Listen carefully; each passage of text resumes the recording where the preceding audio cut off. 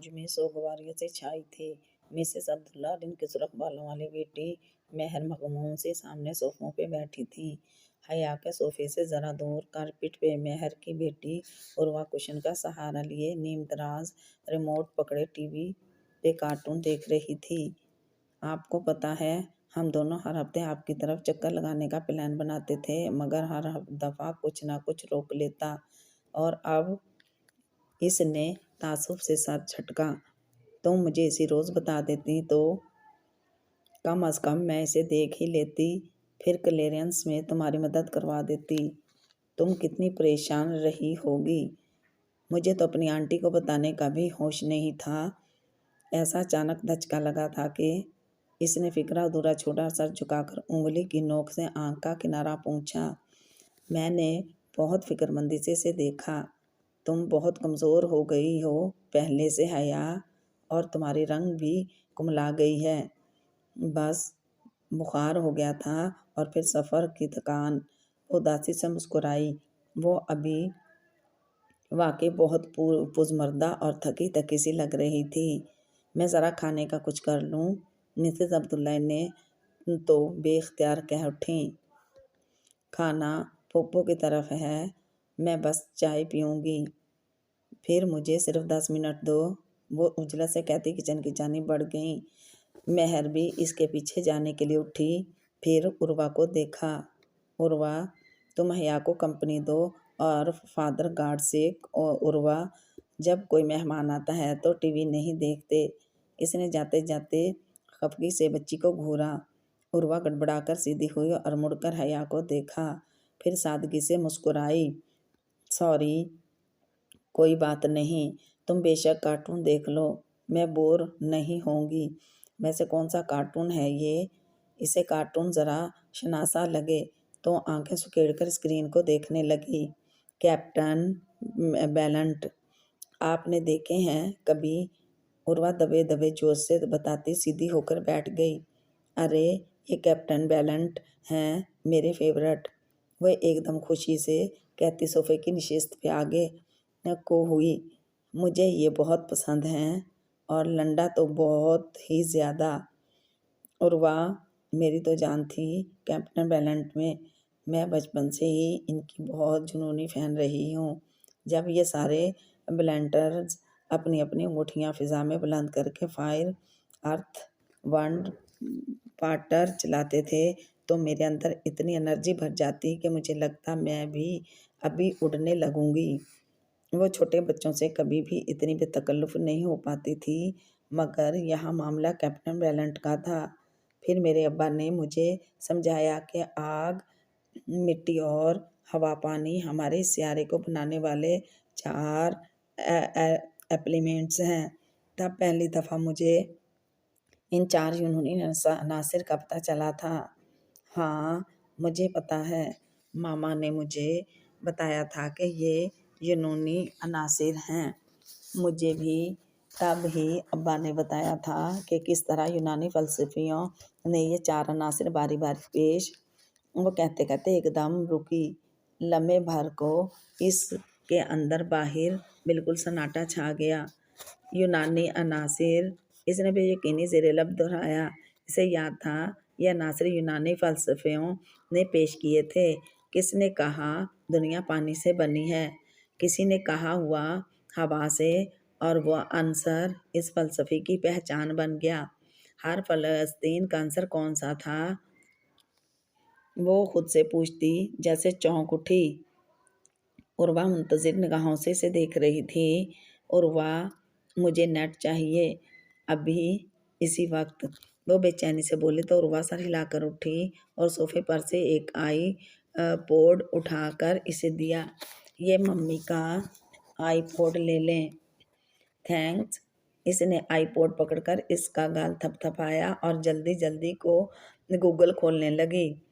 तकरीबन आधे घंटे बाद जब वो इनको खुदा हाफिज कहकर बाहर आई तो सड़क के किनारे चलते हुए इसने कोट की जेब से अपना तुरक फ़ोन निकाला और तेज़ी से मुतस्सम का नंबर डायल करने लगी।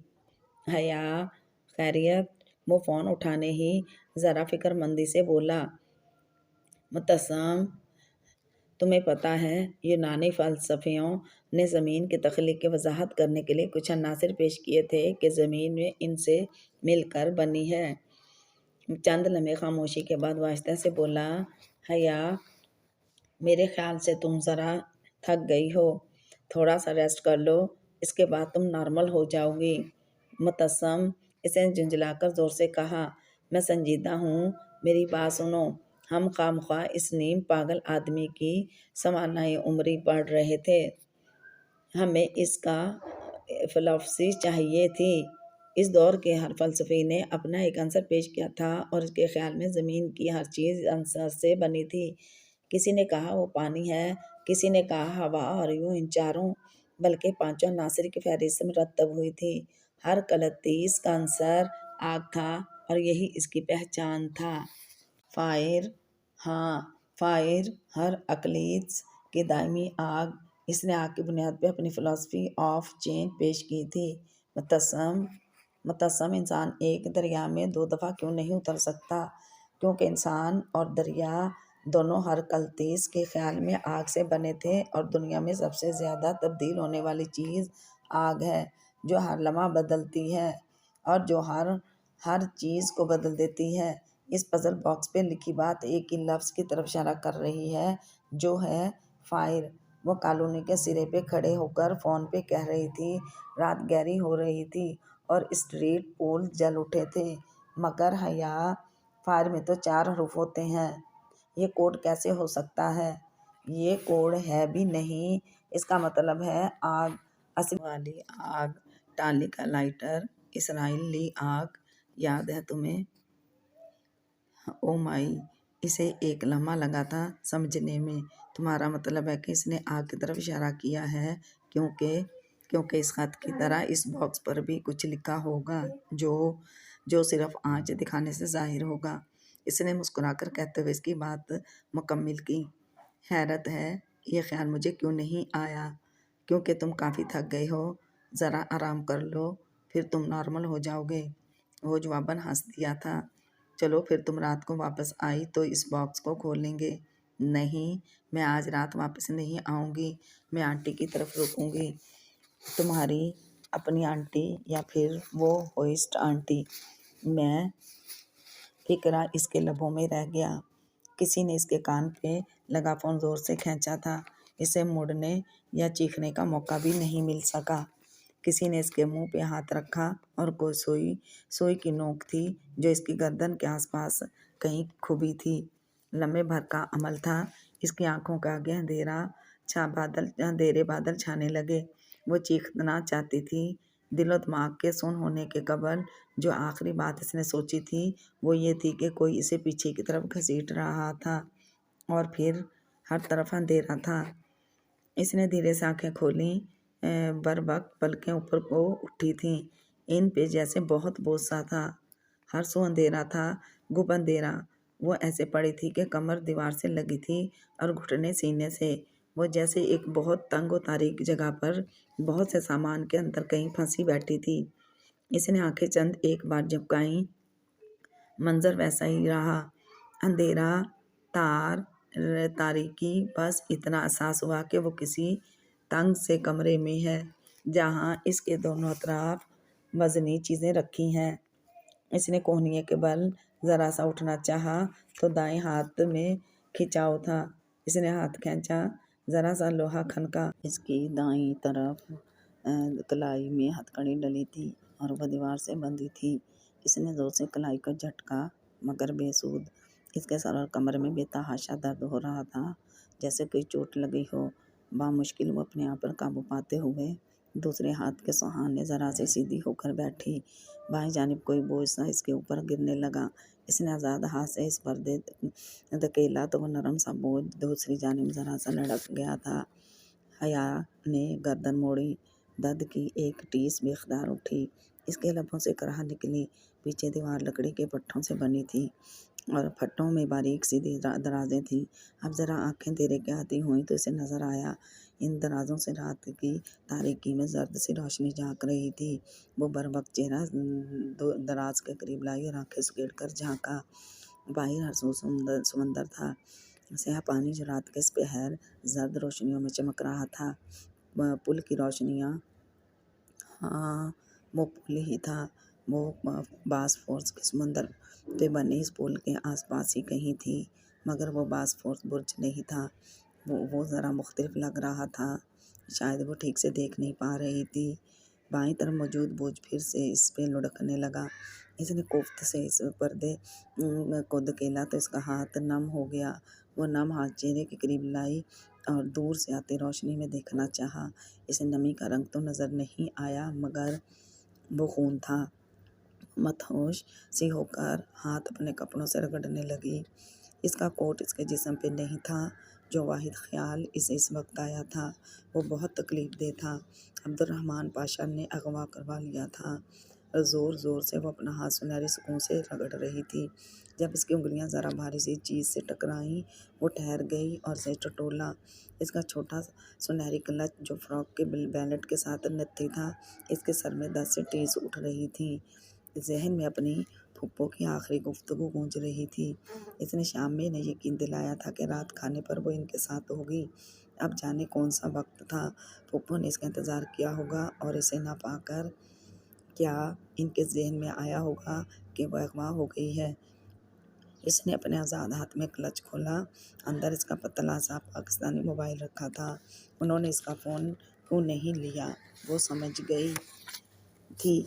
इसका तुरंत फ़ोन खींचकर उन्होंने समझा होगा कि वो इसे राब्ते के हर ज़रिए से महरूम कर चुके हैं और फ़्रॉक के साथ नत्थी क्लच पे हम रंग होने के बायस किसी ने गौर नहीं किया होगा। इन्हें मालूम नहीं था कि इसके पास 2 फ़ोन थे, मगर अब्दुर्रहमान पाशा को तो मालूम था। लेकिन इसने स्क्रीन को छुआ तो रोशन हो गई। बंद कमरे में मध्यम सी सफ़ेद रोशनी जल उठी। इस मोबाइल में महविश की मेहंदी के रोज़ ही इसने बैलेंस डलवाया था और ये पाकिस्तानी नंबर था जिसकी रोमिंग ऑन थी। मालूम नहीं कितने पैसे बचे थे। एक कॉल के तो होंगे। इसने धड़कते दिल के साथ बैलेंस चेक किया। इसमें इतने ही रुपए थे कि वह तुर्की के किसी नंबर पर 30 सेकंड की कॉल कर सकती।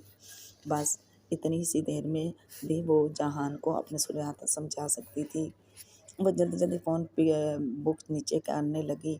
जे में जहान का नंबर नहीं था। इसने सी में देखा, वहाँ भी नहीं था। वो ज़रा हैरत से सबीन फूफो का नाम तलाशने लगी। इनका नंबर भी गायब, बस पाकिस्तानी नंबर थे। क्यों? इसने दुखते सर के साथ सोचना चाहा और तब एक झमाके से इसे याद आ गया। ये पाकिस्तानी मोबाइल था और तुर्की के सारे नंबर इसने अपने तुर्क फ़ोन में महफूज कर रखे थे। अब वो घर फ़ोन करके अपने गम का नहीं बता सकती थी और ना इतना बैलेंस था कि वो इन्हें फ़ोन करके जहान का नंबर लेती। 30 सेकंड की कॉल से ज़ाया नहीं करनी थी। इसने आंखें बंद करके सर दीवार से लगा दिया। वो सोचना चाहती थी फरार का कोई रास्ता, मदद की कोई सूरत, और तब इसने लकड़ी की इस दीवार के पार वो आवाज़ें सुनी। अरबी में तेज तेज बोलता एक आदमी जैसे दूर से चलता हुआ इसी तरफ आ रहा था। पाशा तुम्हें जान से मार देगा अगर इसे मालूम हुआ कि तुम इसकी लड़की उठा लाए हो। ये बहरी जहाज़ रवाना हो जाए, फिर मैं यहाँ से बहुत दूर चला जाऊँगा, जहाँ पाशा के फरिश्ते भी नहीं पहुँच सकते। दूसरी आवाज़ ज़रा झुंझलाई हुई थी। वो दोनों इसी दीवार के पीछे बातें कर रहे थे।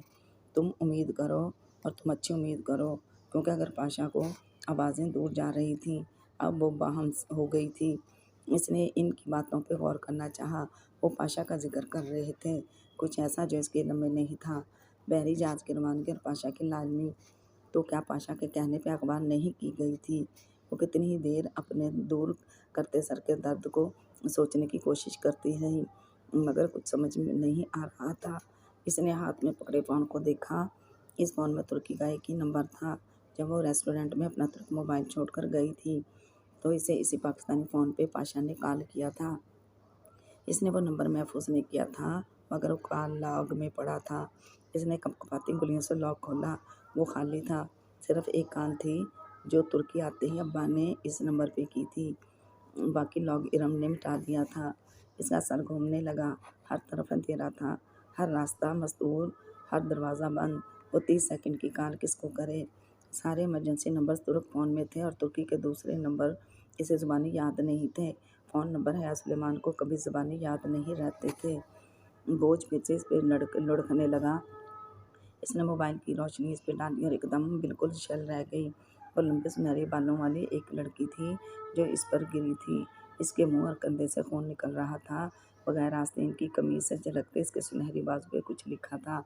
इसने फटफटी आंखों से इसे देखते हुए इसके बाजू पे मोबाइल की रोशनी की। वहाँ स्याह रंग से अंग्रेजी में लिखा था नताशा। नताशा शायद इसका नाम था और वो इसके नाम का एक बदसूरत सा टैटू था या जला हुआ कोई दाग। इसने मोबाइल की रोशनी उधर दौड़ाई। इस छोटे से डब्बे में ये हर तरफ लड़कियां थीं, एक दूसरे के ऊपर गिरी हुई, बेहोश, बेसुध पड़ी। किसी के चेहरे पे नील थे तो किसी के बाजुओं पे खराशें या जमा हुआ खून था। खून की मुंह और सर में उठता शदीद दर्द इसका जी एकदम से मतलाने लगा था।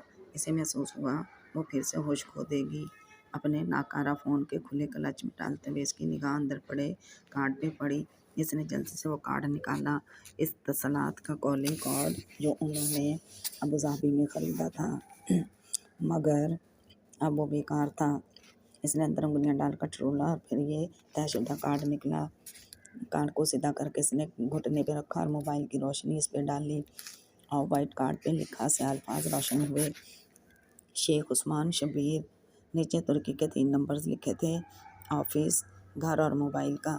इसका दिल नई उम्मीद से धड़कने लगा। इसे एक्सटेंशन याद नहीं आ रही थी, कोई तारीख थी, कोई निशान, कोई मशहूर वाक़या। इसने आंखें बंद करके याद करने की कोशिश की। इसे ये 30 सेकंड की कॉल ज़ाया नहीं करनी थी मगर इसे याद नहीं आ रहा था। सर में उठता दर्द अब नाकाबिल बर्दाश्त होता जा रहा। इसने आंखें खोलकर दोबारा कार्ड को देखा और कुछ सोचकर मोबाइल नंबर मिलाया और फ़ोन कान से लगाया। तुरक में रिकॉर्डिंग चलने लगी थी जिसका मतलब ये था कि फ़ोन बंद है। इसने डूबते दिल के साथ घर का नंबर मिलाया। घंटी जा रही थी। वो बेचैनी से लब काटते सुने गई। इसकी उम्मीद का दिया जलता जा रहा और बुझता जा रहा था। बंद कमरे में खून की अजीब सी बू फैली थी। इससे सांस लेना दुश्वार हो रहा था। दूसरी जानब घंटी अभी तक जा रही थी। प्लीज़ अल्लाह ताला प्लीज़। इसकी आंखों से आंसू गिरने लगे। अस्सलामुअलैकुम। इस लम्हे फ़ोन उठा लिया गया। कौन? उस्मान अंकल। वो तेज़ी से बोली। नहीं, मैं इनका बेटा सफ़ीर। वो जो भी था ज़रा चौंका। मैं हया बोल रही हूँ, हया सुलेमान। मैं उस्मान अंकल के साथ आई थी इत्तेहाद एयरलाइंस। बाजी यूनिवर्सिटी एक्सपंजी स्टूडेंट्स वक्त कम था और वो इसे तारुफ में ज़ाया नहीं कर सकती थी। क्या हुआ? आप ठीक तो हैं? नहीं, मुझे इन लोगों ने अगवा कर लिया है। यहाँ पर कोई कमरा है, मैं इसमें बंद हूँ। यहाँ 6-7 और लड़कियाँ भी हैं। प्लीज़ किसी से कहें मेरी मदद करें। वो तेज़ बोलती गई। 1 मिनट मुझे बताएं आप किस जगह पर हैं। कोई आइडिया है आपको? किसी खिड़की वगैरह से बाहर देख सकती हैं? हाँ, यहाँ बाहर समंदर है। मुझे एक फेरी नज़र आ रहा है और इधर पुल है। बासफोर्स बुर्ज। नहीं, ये राब्ता कट गया।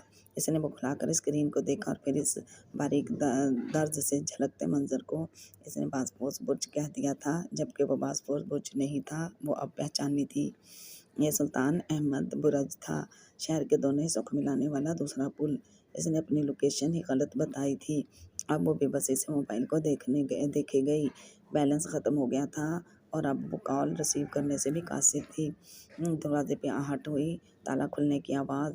इसने जल्दी से फ़ोन क्लच में डालकर से बंद किया और गर्दन एक तरफ ढलका कर आंखें मूंद लीं। दरवाज़ा भारी चिरचिराहट के साथ खुला।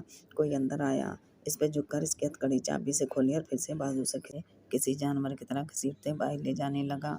इसके लबों से बेख्तियार कराहट निकली। वो आदमी इसे बड़े कमरे में लाया और अब कुर्सी पे बिठाकर इसके हाथ पांव कुर्सी से बांध रहा था।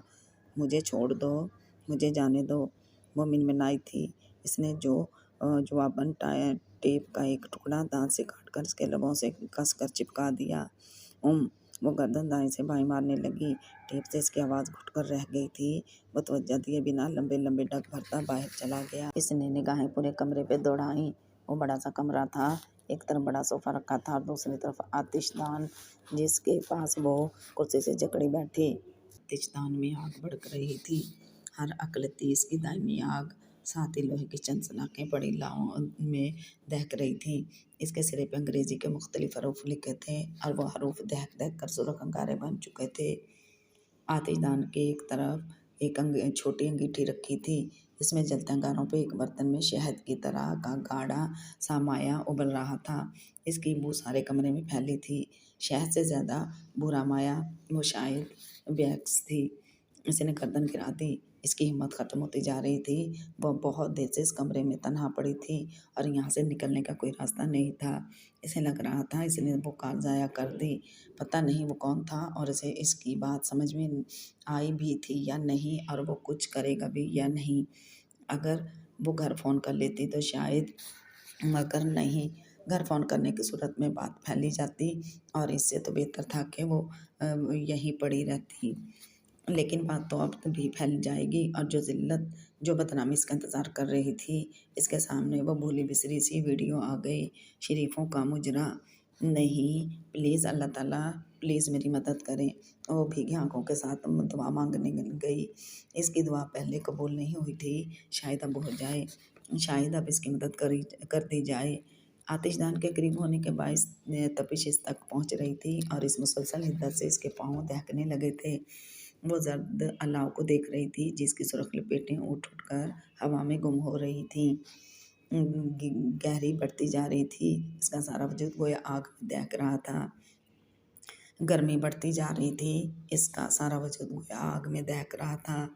लंबे बाल कमर और कंधों पे बिखरे थे। वो इनको समेटने पे कादिर नहीं थी। इसने पूरा जोर लगाकर कुर्सी को पीछे धकेलना चाहा, मगर वो नहीं हिली।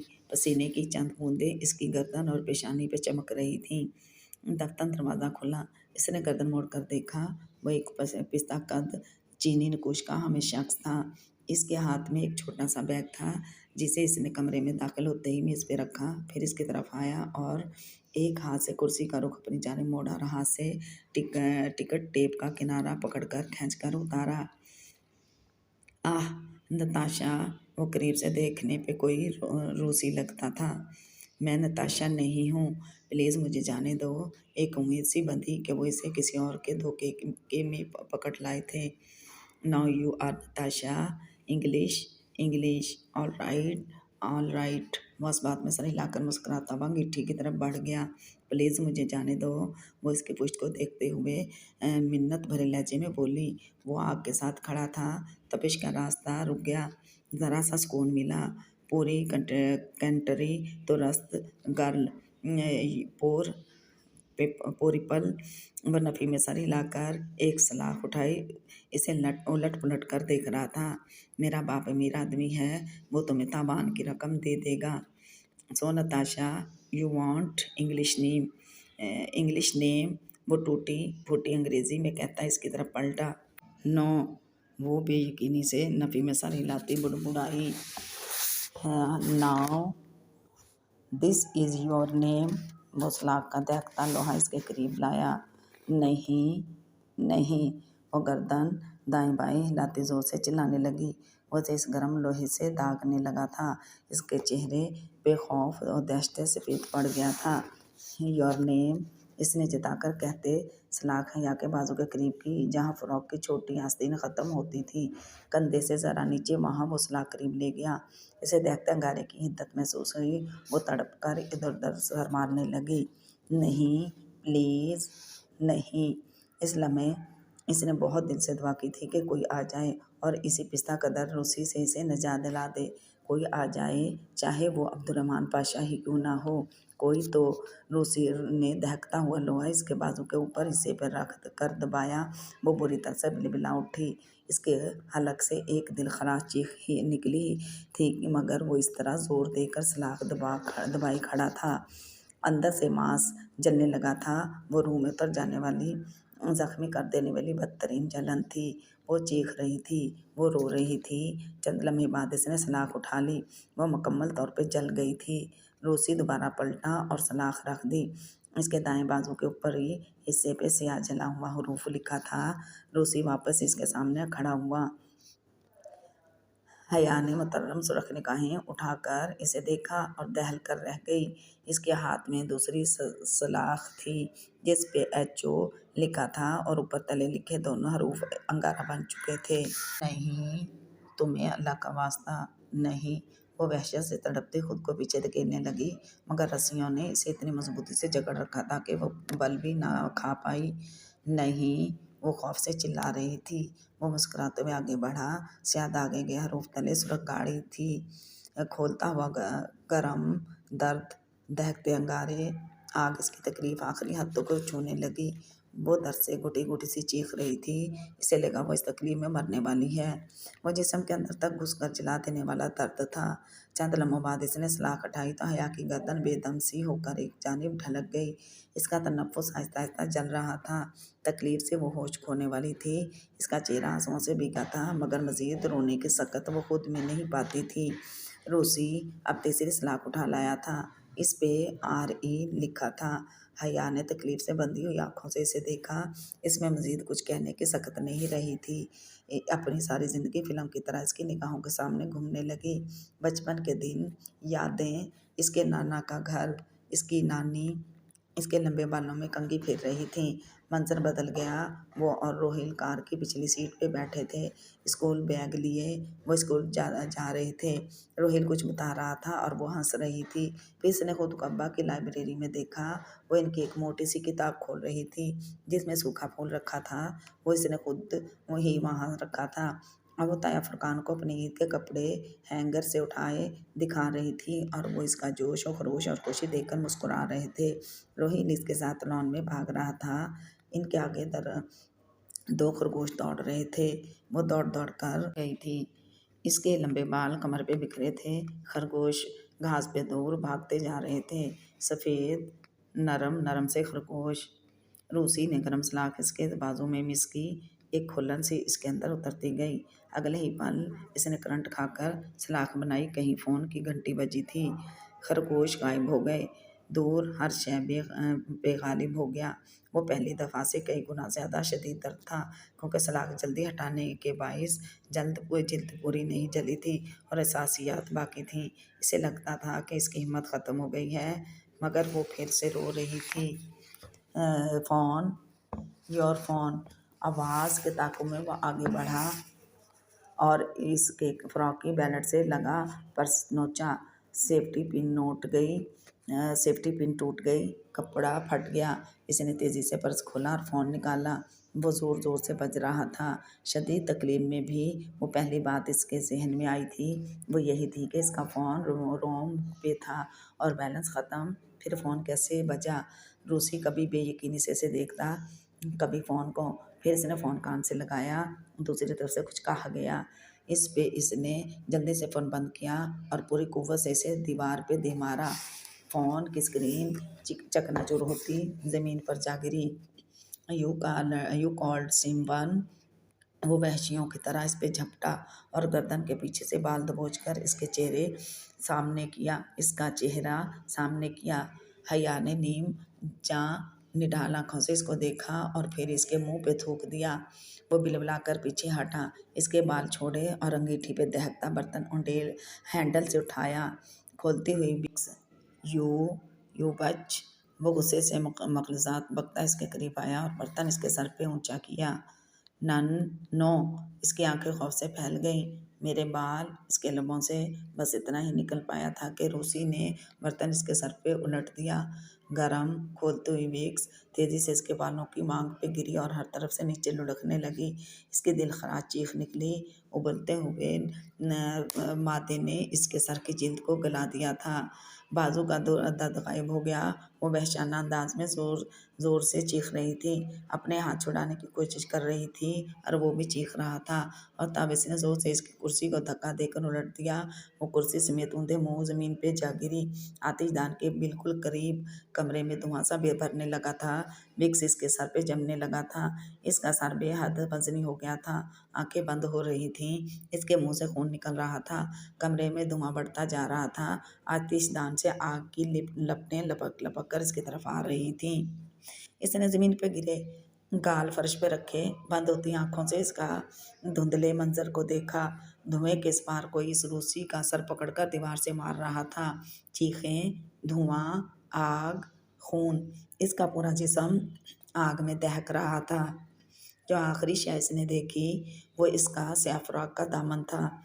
आग की एक लपेट ने इसे छू लिया था। इसने स्याह कपड़े को जर्द शोले में बदलते देखा। हर तरफ धुआं था और वो जानती थी कि वो मर रही थी। इसके सफ़ेद खरगोश इसके इस धुएं में गायब हो रहे थे। वो जलकर मर रही थी।